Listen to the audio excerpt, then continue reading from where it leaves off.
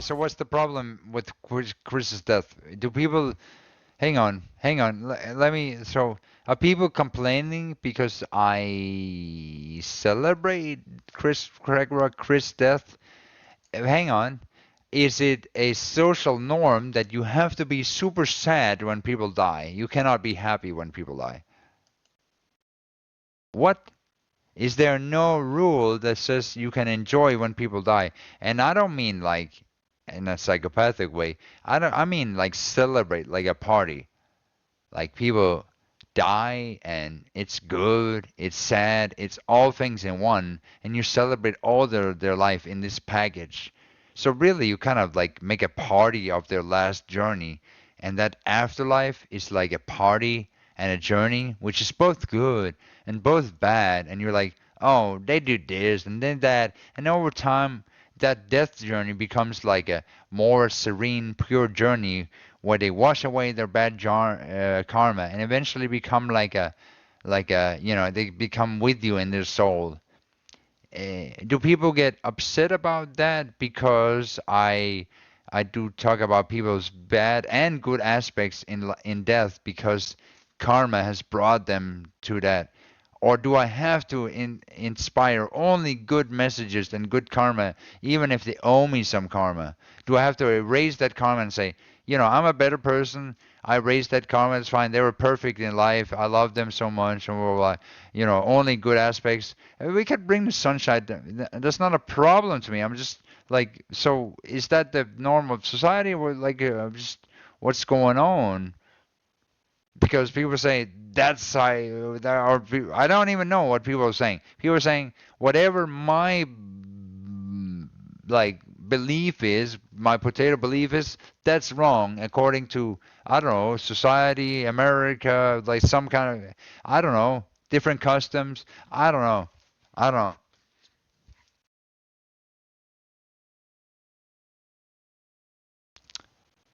Um, can anybody enlighten me? Like, what the fuck happened? Because I didn't understand everything. I'm drunk as fuck, and people got mad about something, and I don't understand anything.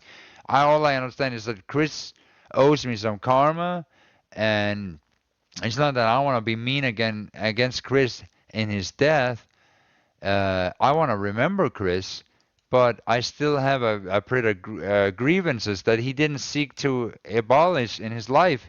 He wanted to create grievances with me. So therefore, when he left for death, he didn't finish those things, and I have to finish those in his death. And I will do so because I cannot leave untied ties. And people are mad that he left untied ties when he died. And then he died. Does that make sense to you? He left untied ties, and people are mad at me for closing those ties. Yeah, okay. Okay, that's cool. Cool story, Bob. But that's really cool. But I will close those ties, and then I will and I don't give a shit about what people believe because between me and Chris, I don't give a shit what people say. I'll close that. It's between me and Chris and Chris's soul. So he owes me a couple of things, but it's not a whole lot. I'll tell you that much. Chris doesn't owe me a lot. It could be a lot worse. It could be 60 he died. He owes me a lot. But for Chris, it's not a whole lot. He did a lot of good things. So it's kind of like a mixed bag. But people get upset about it because I want to be truthful about Chris rather than just say only the good things. I don't know what's up with that. How can people get upset about that?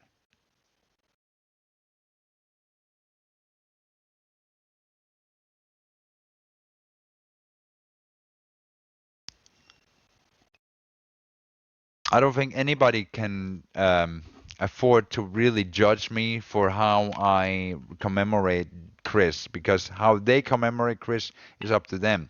They want to tell me I'm a psychopath or this or that just because Chris didn't treat me like a dream baby. If he treated me like shit, am I not allowed to say, well, he treated me like shit, but, you know, he was nice from time to time? Am I not allowed to say that? Am I not allowed to be honest in his death? Or should I, should I? Hey, I'm sorry. Did I hurt Chris's feelings if he's dead? I'm sorry. I'll just lie about Chris and then I'll just feel bad and then Chris can feel good in his death. Like, go fuck yourself. Like, literally go fuck yourself. You want me to feel shit in his death by lying about Chris? I don't think so. So sorry. That makes me a little bit upset because people get upset at me for wanting to. I have to lie about Chris, so I have to feel shit because he's lied about me and his life. So I'm sorry. Who are these people? Want me to lie about Chris and his death because respect, but he couldn't respect me in his real life. And you think that's not a message? You better fucking respect me in life if you want me to respect me in death. That's the message. It's not about redemption or whatever. If you want me to respect you in death, you have to gather fucking positive karma. Otherwise, how would I fucking respect? How would I respect you and remember you for something good if you have done nothing good? Sorry. And for Chris, he called me a lot of names a lot of times. He bullied me. How am I supposed to commemorate my bully? Well, don't say anything bad about your bully in life.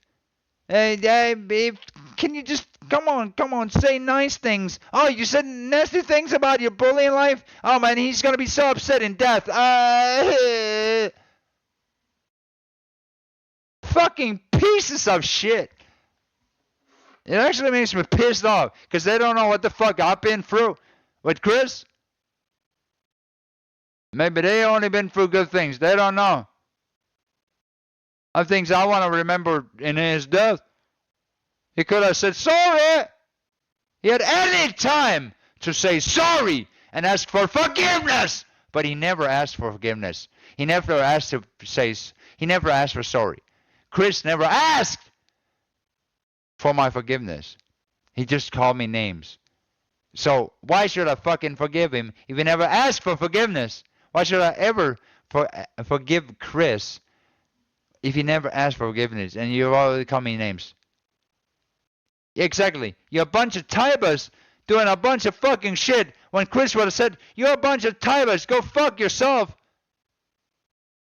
And he would have said, you're a bunch of fucking bitch-ass fucking... And then a bunch of other words that I cannot say. But Chris would have said that. And these people tell me that I can't. I can tell Chris's shit in his death. But you know what? I could tell that Chris had something good too. But these people, they just don't get it. I cannot. If I want to mirror Chris's soul, I cannot just put what is good. If I want his true self, I have to paint what he really was like. And what he really was like is that he has good and bad sides. And all of this was to color Chris for his full self. And all of it was kind of part of his unique persona, whether good or bad. I like Chris either way. And sometimes you come with something good, sometimes you come with something bad. People say it's good and bad. Well, what's the definition of good and bad? You ask yourself that. And you tell me I have to forget half of Chris? Well, half of Chris is bad. You want me to forget about that and only tell me the other half? Only tell you the other half? Well, that wouldn't be a service to you, would it? That would be a disservice to you. I'll tell half a part of Chris. Oh, here's the half of the story of Chris. I'll tell you the whole story, Chris. He was both good, he was both bad, he was troubled, he was funny, and he was annoying. And he was like going with the wind like these with these trolls. And he was also real sometimes. And when he was real sometimes, that's the Chris that I liked. When he could sit down without the stupid fucking trolls, right? And he could sit down and say, "Yeah, man, I love you, my guy." Right? Chris could say, me and Chris could sit down, and he could say things like, "I love you, my guy," and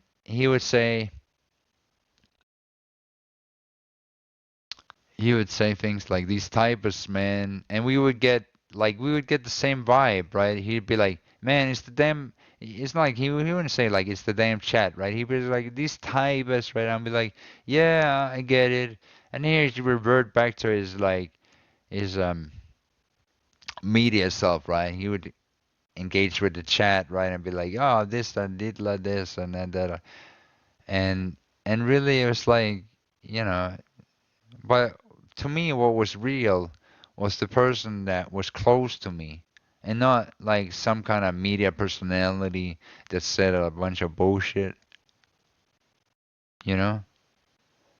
So, but he had that media personality, and that to me just made him ugly in some sense. And whether he was just playing up to chat or not, I don't know. I can't answer you because he's not here. But what I can say is that it wasn't his best side. Um, so but he had several aspects of himself. And I think if he's going to any place, it's a good place because, you know, people can have, you know, good and bad aspects. And if I had to tell you, if I was God, right, I would say, is Chris good? He's bad. I say Chris is good. He's just life, you know. It's heavy. I get it. I get it. I get it. Um, I get that. So, um, and so I respect Chris in some ways, but I can't respect him enough to say that he was all good because that would honestly that'd be a disservice to him to tell that he was just good because wouldn't that just be washing some of Chris away? Wouldn't that be washing Chris away and just take some of that edge that Chris had and say, well, he was just good. No, he wasn't. He was good and bad. He was like, but I'll tell you, he was seeking the light. You know, see, he was good. You know, ultimately, he was good. When you wanted to know, was Chris good? Was he bad? He was ultimately good. You know, it's just it's not everyone that can get to the end. You know, they have a. It's sad, really, but it's life is extremely hard, especially when you want to go the hard path, like Chris.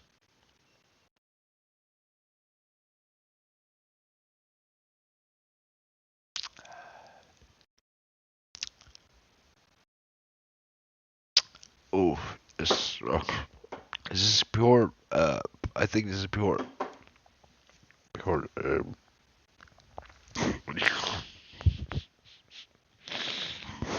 It's pure. What is it called? Whiskey. I don't fucking know. I'm drinking.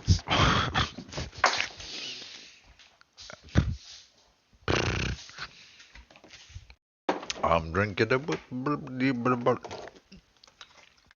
Wait, are we still live? So, Mr. Chris, a friend.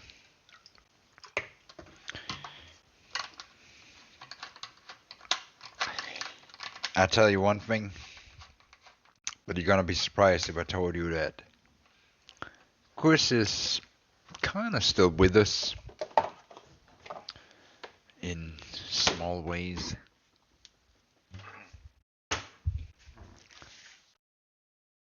You know, he was here like physically, like for real, for real. But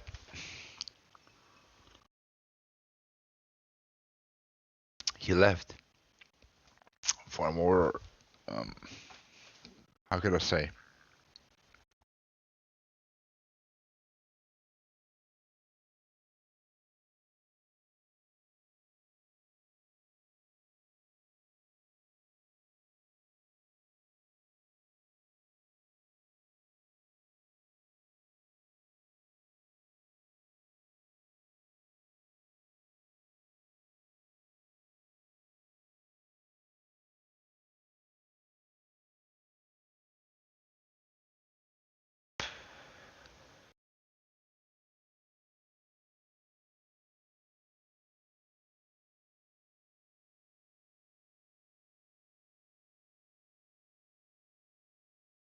say.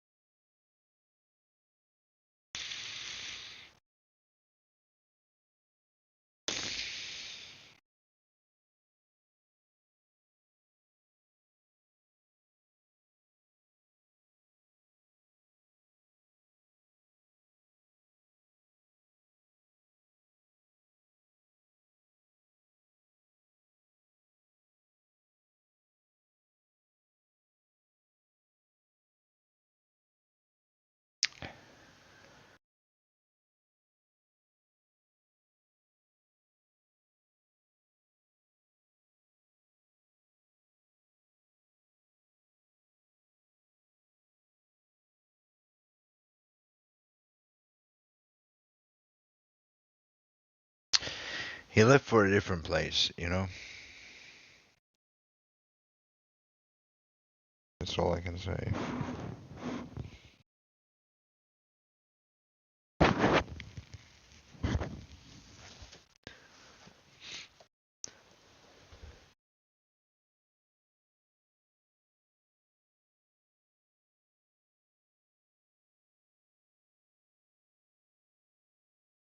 Um, uh, um, you know, potatoes, they don't cry, they just grow.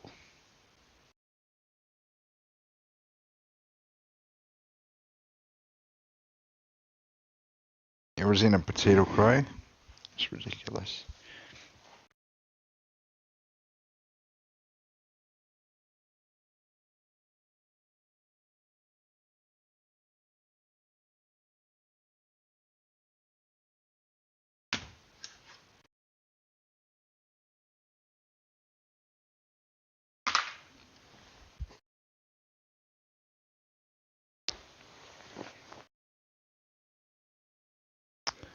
What's the...